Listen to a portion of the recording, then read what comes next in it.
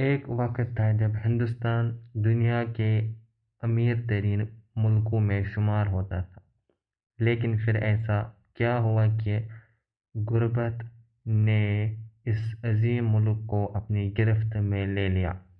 क्या ब्रिटिश हुकूमत सिर्फ हिंदुस्तान पर राज कर रही थी या फिर उसकी दौलत को भी धीरे-धीरे इंग्लैंड भेज रहे थे? आज हम जानेंगे दादा भाई नौरोजी के मशहूर ड्रेन ऑफ वेल्थ के बारे में, जिसने ब्रिटिश हुकूमत को माशी इस्तिहसाल को दुनिया के सामने बेनकाब कर दिया। तो वीडियो को एंड तक ज़रूर देखिए। Welcome to study page official. What is the drain of wealth theory? Dadabhai Naoroji के मुताबिक अंग्रेज़ हिंदुस्तान के दौलत को इंग्लैंड ले जा रहे थे और हिंदुस्तान को उस मुनसिफ फ़ायदा नहीं मिल रहा था।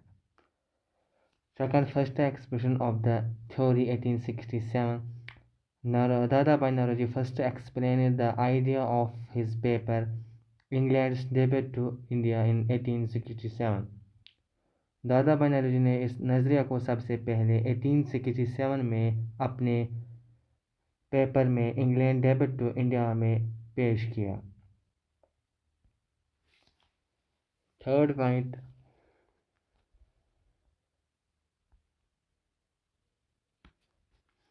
how did the British drain India's wealth?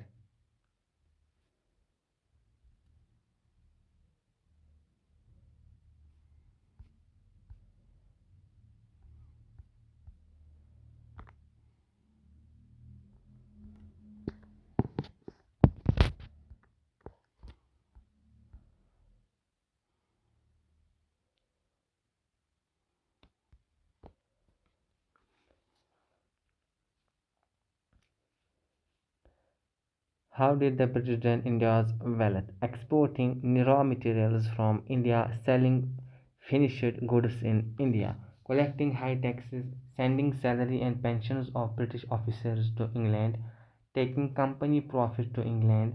तो हिंदुस्तान में से जो भी रॉ मटेरियल्स वो यहाँ से ले जाते थे वो बाहर जाता था तैयार।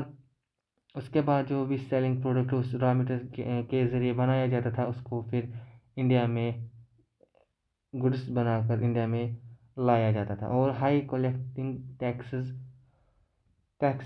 और भी हाई लेने हिंदुस्तान ज़्यादा टैक्सेस वसूल करने लगे। अंग्रेज़ अफसरों के की जो भी सैलरी या पेंशन होते थे वो ब्रिटिश ऑफिसर्स इंग्लैंड भेज रहे थे और कंपनीज का जो भी प्रॉफिट हो रहा था वो भी इंग्लैंड जा रहा था। Fourth, book related to the theory. Dada Bhai Nauroji explained the theory in detail in his book Poverty and Unwritten Rule in India 1901। तो दादा भाई नौरोजी ने इस नज़रिया को तफसील से अपनी किताब poverty and unBritish rule in India 1901 में बयान किया।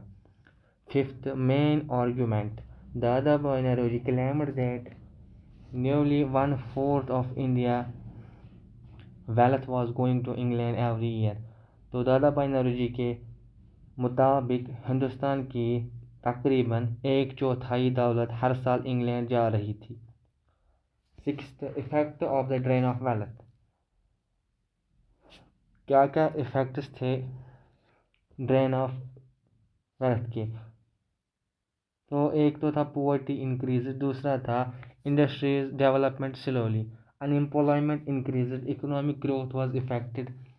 तो गुर्बत में इजाफा हुआ और क्या, इंडस्ट्रीज जो थी वो डेवलप्ड हो रही थी धीरे धीरे और अनएम्प्लॉयमेंट जो थी वो इंक्रीज हो रहा था, इकोनॉमिक ग्रोथ जो थी उस पर भी इफेक्ट पड़ा।